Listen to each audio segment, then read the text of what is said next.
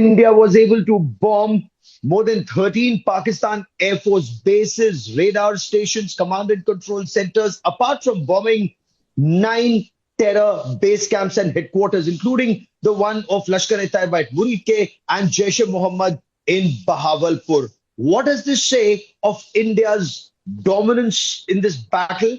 And of course, the commentary that's followed. Joining me now on this India Today special broadcast is Colonel John Spencer, a U.S. Army veteran, an analyst, and chair of the Center for Urban Warfare Studies. Colonel Spencer, welcome on India Today. Information just coming in.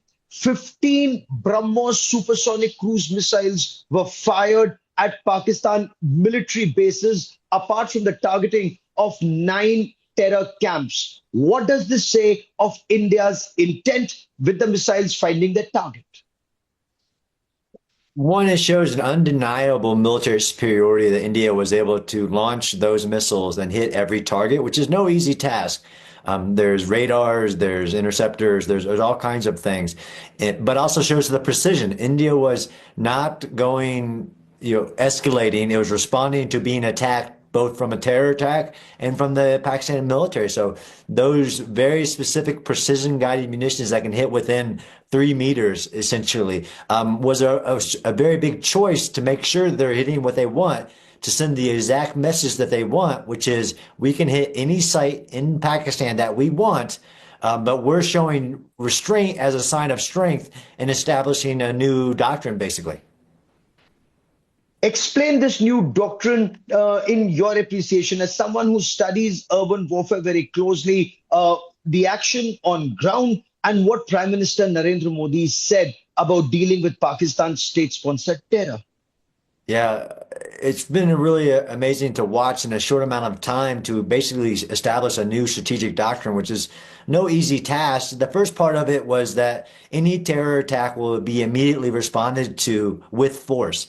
I've been to Mumbai. I've studied the 2008 Mumbai attack. That's a very different approach, even in Balakot in 2019, to say we will respond with overwhelming but precise force to any terror attack. And this is basically establishing a new red line for India not to seek other means and first respond with military force. But then there are other aspects to this which are really important. I mean, the comment about terrorism and talk.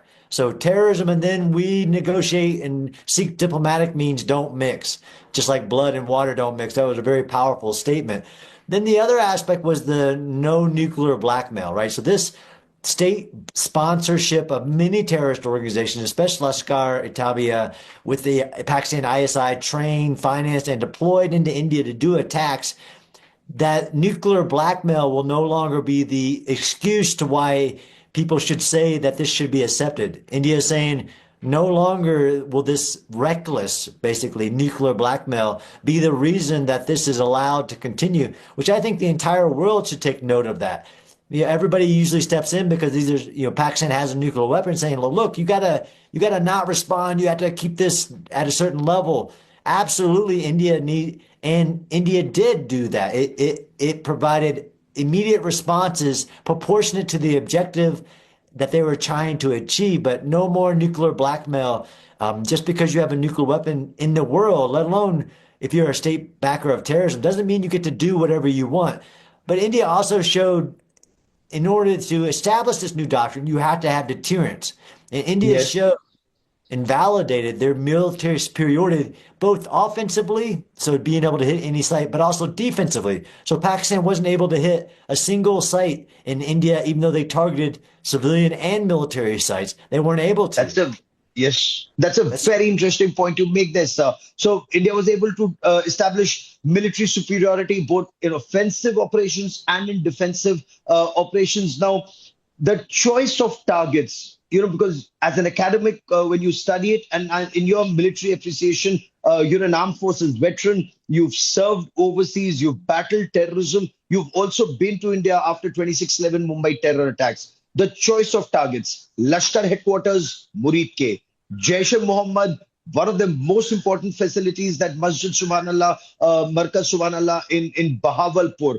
Is that the strongest possible message to state-sponsored terrorism, we can hit you at your home. Absolutely. And it's limited, right? So this is where you have, even I've heard in India, people wanting unlimited goals. Like you got to go destroy it. You got to get them while now is the time.